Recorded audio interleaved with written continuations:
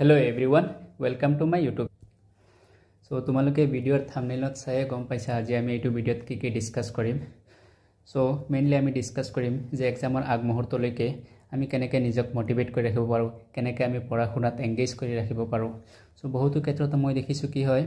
বহুতো ভাল ছাত্ৰ-ছাত্ৰী আছে যিসকলে এক্সামৰ আগত নিজকে নাৰ্ভাস ফিল কৰে, পঢ়া-শুনা কৰিব নোৱাৰে, এক্সাম আহি গৈছে, সিলেবাস কমপ্লিট হোৱা নাই, বহুতৰ কমপ্লেইন থাকে যে এতিয়ালৈকে মোৰ সিলেবাস কমপ্লিট হোৱা নাই, মই কেনেকৈ এক্সাম দিম, কেনেকৈ পাছ কৰিম। বহুতো ছাত্ৰ-ছাত্ৰীসকল কি হয়, এই এনেকুৱা ধৰণৰ চিন্তাধাৰাত সিহঁতে নাৰ্ভাস ফিল কৰে আৰু ভয় কৰে। তাৰ পিছত কি হয়, ভালকৈ পঢ়া-শুনা কৰিব নোৱাৰে আৰু তাৰ পিছত ৰিজাল্টটো বেয়া হয়। সো আমি আজি ডিসকাস কৰিম যে আমি এক্সামৰ আগ মুহূৰ্তলৈকে কেনেকৈ আমি নিজক পঢ়া-শুনাত এংগেজ কৰিব পাৰো, কেনেকৈ আমি বেছিতকৈ বেছি আমি পঢ়িব পাৰো, কেনেকৈ আমি সিলেবাসটো কমপ্লিট কৰিব পাৰো। সো এইখিনি আমি ডিসকাস কৰিম। সো এক্সাম আমি জানো কি আছে, ফেব্ৰুৱাৰী 15 পৰা আছে আমাৰ এক্সাম, ঠিক আছে। সো ফেব্ৰুৱাৰী 15ত আমাৰ কি আছে, ইংলিছ এক্সাম আছে। সো আমি এটা ষ্ট্ৰেটেজি বনাই লওঁ যে আমি কেনেকৈ পঢ়াটো আমি ষ্টাৰ্ট কৰিম। সো এই এক্সামৰ আগ মুহূৰ্তলৈকে আমি কোনদিনা কেনেকৈ পঢ়িম, কি পঢ়িম, কোনটো সাবজেক্ট কেতিয়া পঢ়িম আৰু কেনেকৈ পঢ়িম, এইখিনি আমি ডিসকাস কৰিম। সো ফেব্ৰুৱাৰী 15ত আছে আমাৰ ইংলিছ, তাৰ পিছত আছে ফেব্ৰুৱাৰী 17ত আছে MIL, ঠিক আছে। আৰু তাৰ পিছত আছে আমাৰ কি ফেব্ৰুৱাৰী 21ত আছে আমাৰ ম্যাথছ, ঠিক আছে। সো আমি এই আমাৰ ৰুটিনটো মতে আমি কি কৰিম, আমাৰ পঢ়াটো সেট কৰিম, ঠিক আছে। তাৰ পিছত ফেব্ৰুৱাৰীৰ 24ত আছে, ফেব্ৰুৱাৰী 24ত আছে আমাৰ জেনাৰেল সায়েন্স, ফেব্ৰুৱাৰীৰ 27ত আছে আমাৰ সোশ্যাল সায়েন্স। সো মই ৰুটিনটো কিয় লিখি আছো আকৌ, সো তোমালোকে বুজি পাবা যে ৰুটিনৰ মতে আমি আমাৰ পঢ়াটো সেট কৰিম যে আমি কেনেকৈ পঢ়িম, ঠিক আছে। তাৰ পিছত ফেব্ৰুৱাৰী 27ৰ পিছত আমাৰ আছে হিন্দী, এডভান্স ম্যাথছ বা জিওগ্ৰাফি, যাৰ যি সাবজেক্ট আছে, ঠিক আছে। সো ফাৰ্স্ট আছে আমাৰ কি ইংলিছ সাবজেক্ট আছে ফেব্ৰুৱাৰী 15 তাৰিখৰ পৰা, ঠিক আছে। তো আমি কি কৰিম, আমাৰ আজি আছে কি জানুৱাৰীৰ 20 তাৰিখ, ঠিক আছে। সো আমি কি কৰিম, 20 তাৰিখৰ পৰা আমি 4 দিন, ঠিক আছে, 20, 21, 22, 23, এই 4 দিন আমি কি কৰিম, পুৰা ইংলিছ পঢ়িম, ঠিক আছে, বেলেগ আৰু একো নপঢ়ো, ঠিক আছে। সো ইংলিছৰ আমাৰ গ্ৰামাৰ, তাৰ পিছত ইংলিছৰ কুৱেশ্যন ৰিভাইজ কৰি যাম। যিবিলাক ইম্পৰ্টেণ্ট কুৱেশ্যন কি কৰিবা, এই ইম্পৰ্টেণ্ট কুৱেশ্যনবিলাক দাগ দি ৰাখিবা, ঠিক আছে। কিয় দাগ দি ৰাখিবা, তাৰ পিছত আকৌ যেতিয়া এক্সামৰ সময়ত পঢ়িবা তো তেতিয়া মনত পৰিব যে এইটো কুৱেশ্যন আমাৰ ইম্পৰ্টেণ্ট আছে। সো হাইলাইট কৰি ৰাখিবা, ইম্পৰ্টেণ্ট কুৱেশ্যনবিলাক সদায় কি কৰিবা, যেতিয়া পঢ়িবা হাইলাইট কৰি ৰাখিবা। তাৰ পিছত কি হ'ব, এক্সামৰ আগত যেতিয়া আকৌ ৰিভাইজ দি যাবা তো এই ইম্পৰ্টেণ্ট কুৱেশ্যনবিলাক আকৌ চাই যাবা, ঠিক আছে। সো গ্ৰামাৰত যিবিলাক আছে তোমাৰ সব এই 4 দিনৰ ভিতৰত ট্ৰাই কৰিবা যে কমপ্লিট কৰাৰ। তো কি হয়, জেনাৰেলি ষ্টুডেণ্টে কি কৰে, এক্সামৰ আগ মুহূৰ্তলৈকে ৰাতিপুৱা 2 ঘণ্টা ইংলিছ পঢ়িব, তাৰপিছত আকৌ মেথছ পঢ়িব, তাৰপিছত আকৌ MIL পঢ়িব, তাৰপিছত আকৌ সায়েন্স পঢ়িব। এনেকুৱা কৰিলে কি হয়, আমাৰ সিলেবাসটো কমপ্লিট নহয়। সো সদায় এটা টাৰ্গেট সেট কৰিবা যে আমি এই 4 দিনত কি কৰিম, আমি এটা সাবজেক্ট কমপ্লিট কৰিম, ঠিক আছে। 4 দিন এটা সাবজেক্ট যদি কন্টিনিউ পঢ়া তেতিয়াহ'লে যিকোনো সাবজেক্ট নহওক কিয় 4 দিনত আমি কমপ্লিট কৰিব পাৰোঁ, ঠিক আছে। সো ট্ৰাই কৰিবা যে আমাৰ এটা গোল সেট হ'ল যে আমি এই 4 দিনত এটা সাবজেক্ট কমপ্লিট কৰিম। সো 20ৰ পৰা 23 লৈকে 4 দিন আমি কি কৰোঁ, পুৰা ইংলিছ পঢ়িলোঁ, ঠিক আছে। তাৰপিছত আমি কি কৰিম, আমাৰ MIL আছে, ঠিক আছে। সো আমি কি কৰিম, তাৰপিছত 23 লৈকে পঢ়িলোঁ, তাৰপিছত 24ৰ পৰা কি কৰিম, 24, 25, 26, 27 লৈকে এই 4 দিন আমি কি কৰিম, MIL পঢ়িম, ঠিক আছে। MILৰ তোমাৰ সাবজেক্টৰ যিমানখিনি চেপ্টাৰ আছে সব চেপ্টাৰ পঢ়িবা, এছে পঢ়িবা, গ্ৰামাৰ পঢ়িবা, যি আছে সব এই 4 দিন যদি আমি MIL পঢ়ো, ঠিক আছে, তো আমাৰ MIL কমপ্লিট হৈ যাব। তাৰপিছত আমি কি কৰিবা, আৰু এটা বস্তু কৈ দিওঁ, যেতিয়া এই 4 দিনত কি কৰিলা, সদায় তুমি MIL পঢ়িলা, ৰাতিপুৱা কি কৰিবা, ৰাতিপুৱা 6টা বজাত বহিবা, 6টাৰ পৰা 8টা লৈকে 2 ঘণ্টা পঢ়িলা, ঠিক আছে। তাৰপিছত উঠি অলপ ৰেষ্ট কৰি আকৌ ৰাতিপুৱা 9টাৰ পৰা আকৌ 9টা বজাত পঢ়াত বহিবা, 9টাৰ পৰা 12টা লৈকে পঢ়িবা, 3 ঘণ্টা। সো ইয়াতে 2 ঘণ্টা আমি পঢ়িলোঁ, ইয়াতে আমি 3 ঘণ্টা পঢ়িলোঁ, ঠিক আছে। সো আমাৰ কি হ'ল, 5 ঘণ্টা হৈ গ'ল ইয়াতে। তাৰপিছত কি কৰিবা, 12 বজাৰ পৰা 2টা বজালৈকে তোমালোকে লাঞ্চ কৰিবা, ৰেষ্ট কৰিবা অলপ, 2টা বজাত 12 বজাৰ পৰা 2টালৈকে 12 PM লৈকে কৰিবা, অলপ তোমাৰ যিখিনি কাম আছে ঘা ধোৱা, খোৱা বোৱা কৰিলা, অলপ ৰেষ্ট কৰিলা। তাৰপিছত আকৌ ট্ৰাই কৰিবা যে 2টা বজাত আকৌ পঢ়াত বহিবা, 2 PM আকৌ পঢ়াত বহিবা, 2 PMৰ পৰা 4 PM লৈকে আৰু 2 ঘণ্টা আকৌ পঢ়িবা, ঠিক আছে। সো এই সময়খিনিত তোমালোকে যদি ইচ্ছা কৰা তেতিয়াহ'লে কি কৰিবা, যিটো সাবজেক্টৰ সিলেবাস এতিয়ালৈকে বহুতখিনি বাকী আছে, সো এই 2 ঘণ্টা সময় তোমালোকে বেলেগ সাবজেক্ট এটা ট্ৰাই কৰিবা পঢ়া, বা ম্যাথছ কৰিব পাৰা, ঠিক আছে, ম্যাথছ প্ৰেক্টিছ কৰিব পাৰা এই 2 ঘণ্টা সময়, ঠিক আছে। তাৰপিছত আকৌ কৰিবা 4টাৰ পৰা 5টা লৈকে, 4টাৰ পৰা 5টা লৈকে তুমি ৰেষ্ট কৰিবা, ঠিক আছে, 1 ঘণ্টা। 4টাৰ পৰা 5টালৈকে 1 ঘণ্টা ৰেষ্ট তাৰ পিছত আকৌ 5টাত পঢ়াত বহিবা সন্ধিয়া 5টাত বহিবা 5টাৰ পৰা 9টালৈকে ঠিক আছে 5টাৰ পৰা 9টালৈকে কি ঘণ্টা হ'ব 4 ঘণ্টা 4 আৱাৰ্ছ তোমালোকে পাবা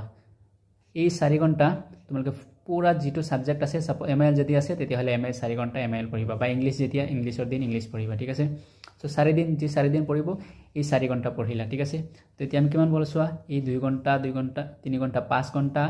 ইয়াতে আছে আকৌ 2 ঘণ্টা কিমান হল আমাৰ 7 ঘণ্টা আৰু এই 4 ঘণ্টা আছে ঠিক আছে সো আমাৰ 11 ঘণ্টা পঢ়া হৈ গল বহুত ৰাতি হৈছে আমাৰ কি 9টা হে হৈছে মাত্ৰ তাৰ পিছত তোমালোকে ৰাতি ডিনাৰ কৰিলা ডিনাৰ কৰি ৰেষ্ট কৰি যদি ইচ্ছা কৰা 10টাৰ পৰা আৰু 11টালৈকে আৰু এটা 1 ঘণ্টা তোমালোকে যিকোনো এটা সাবজেক্ট পঢ়িবা যদি বৰ লাগে এটো সাবজেক্ট তেতিয়ালে কি কৰিবা বেলেগ এটা সাবজেক্ট উলাই এই 1 ঘণ্টা পঢ়িব পৰা 11টাত মই সাজেষ্ট কৰিম যে ৰাতি 11টাত তোমালোক হৈ যাবা ৰাতি কি কৰিবা 11টা বজাত তোমালোকে হৈ যাবা 11 pm sleep ঠিক আছে 11টা বজাত হৈ গলে আমাৰ খোৱাটো বহুত জৰুৰী হয় ঠিক আছে সো মিনিমাম এক্সামৰ আগ মুহূৰ্তলৈকে মই সাজেষ্ট কৰিম মিনিমাম 7 ঘণ্টা তোমালোকে শুবা ঠিক আছে 7 আৱাৰ্ছ স্লিপ টাইম ঠিক আছে এই যদি তোমালোকে খোৱাটো কম কৰা তেতিয়াহলে কি হ'ব এক্সামৰ আগত বেমাৰ পৰি যাবা তাৰ পিছত এক্সামটো বেয়া হ'ব সো 7 ঘণ্টা সোৱা 7 ঘণ্টা মই উলাই দিম কেনেকৈ পঢ়িবা সো 11টাত যদি তোমালোকে খোৱা 11টাৰ পৰা 5টা লৈকে খোৱা তোমালোকে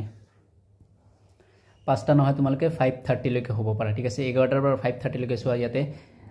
6.5 ঘণ্টা আছে ঠিক আছে 6.5 আৱাৰ্ছ 6.5 ঘণ্টা তোমালোকে হ'ব পাৰিবা আৰু এই দিনত যে 12টাৰ পৰা 2টা লৈকে ৰেষ্ট আছে কৈছো ইয়াত তোমালোকে 1 ঘণ্টা হ'ব পাৰা ঠিক আছে সো আমাৰ ট্ৰাই কৰিবা 6 to 7 hours 6 to 7 hours at least 6 to 7 hours daily শুবা 6 ঘণ্টাতকৈ কম কেতিয়াও নুশুবা ঠিক আছে মই এটো সাজেষ্ট নকৰো বহুত মানুহ আছে কি কৰিব এক্সামৰ আগত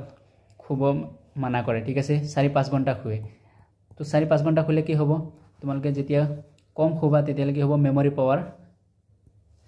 কাম কম কৰিব সো সদায় কি কৰিবা মিনিমাম 6 to 7 আৱাৰ্ছ শুৱা ট্ৰাই কৰিবা আৰু বাকিখিনি সময় সো আমি যদি 6-7 ঘণ্টা শু তথাপিও আমি কি কৰিম সো আমাৰ কেই ঘণ্টা আমি পঢ়িব পাৰিছো ইয়াতে আছে 1 ঘণ্টা আমাৰ ইয়াতে আছে 4 ঘণ্টা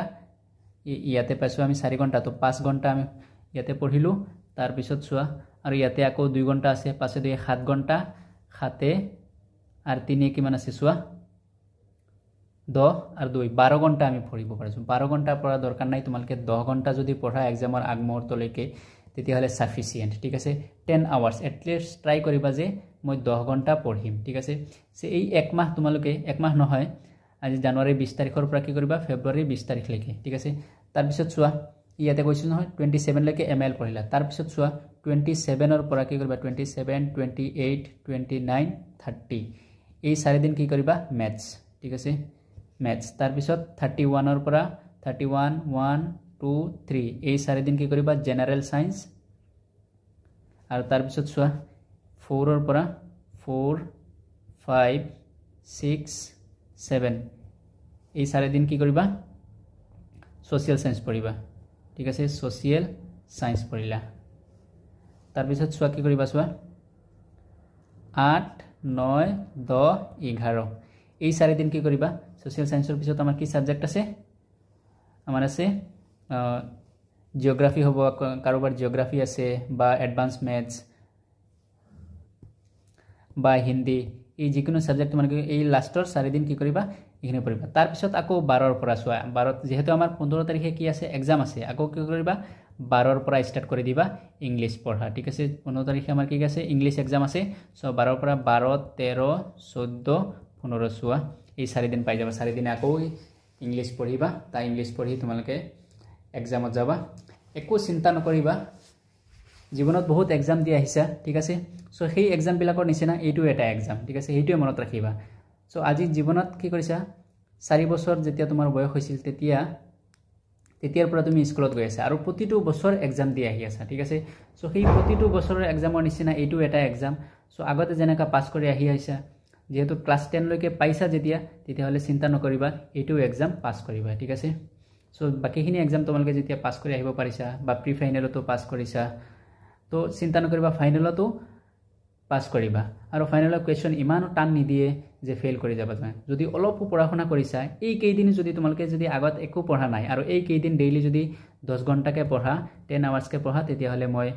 মোৰ আশা আছে যে তোমালোকে পাছ কৰিবা ঠিক আছে ট্ৰাই কৰা নিজৰ বেষ্ট টু দিয়াৰ ট্ৰাই কৰিবা সদায় ঠিক আছে আৰু তাৰ পিছত আশা ৰাখিবা যে ভাল ৰিজাল্ট হোৱাৰ ভগৱানে তোমালোকক ভাল ৰিজাল্ট দিব সো আৰু এই এক্সামৰ আগমুহূৰ্তলৈকে তোমালোকে যিকোনো ধৰণৰ যদি হেল্প লাগে তেতিয়াহলে কমেন্টৰ যোগে জনাব পাৰা মই চেষ্টা কৰিম তোমালোকৰ যিকোনো প্ৰবলেম সলভ কৰাৰ আৰু জেনাৰেলি ম্যাথছৰ কাৰণে তোমালোকে যদি ম্যাথছত অসুবিধা পোৱা তেতিয়াহলে মোৰ ইউটিউব চেনেলত ম্যাথছৰ বহুতো ভিডিও আছে মই ইম্পৰ্টেন্ট চেপ্টাৰৰ কিছুমান ইম্পৰ্টেন্ট ভিডিও বনাই ৰাখিছো সকলো চেপ্টাৰৰ ইম্পৰ্টেন্ট ভিডিও বনাই ৰাখিছো এইবিলাক চাব পাৰা এমসিকিউ কোৱেশ্চনো মোৰ চেনেলত বহুতো আছে সেই এমসিকিউ কোৱেশ্চন বিলাক তোমালোকে চাব পাৰা ইয়াৰ পৰা বহুত ইম্পৰ্টেন্ট এমসিকিউ পাবা সো সকলোকে এক্সামৰ কাৰণে best of luck thank you video চোৱাৰ কাৰণে যদি ভিডিওটো ভাল লাগিছে তেতিয়াহলে চেনেলটো সাবস্ক্ৰাইব কৰি ৰাখি দিব আৰু লাইক এটা কৰি দিব থ্যাংক ইউ